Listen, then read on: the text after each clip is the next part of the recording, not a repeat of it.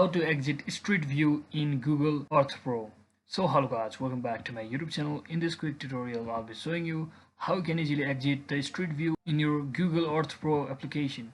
So if you also use Google Earth Pro application to navigate through different countries or different cities based on your choice, and if you want to come out of the Street View, here's what you need to do. So let's say I want to visit this place over here.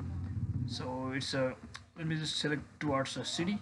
Since it's more dense with the forest, I don't want to go to forest, so let me just head over here. So as long as I double press on that particular place, I will be heading or zooming in to that particular place. Now I will simply tap on this person and drag and drop the person to that particular located area to see that place through the Street View. So once you're inside here, so now to simply exit the ground level view or street level view, you can simply tap on this exit ground level view at the top right corner and simply tap on this, and just like that you should be able to exit the ground level view or first person mode view on your Google Earth Pro application. So that is it for today guys. I hope this video was helpful. If it was, don't forget to like and subscribe to the channel. See you on the next one.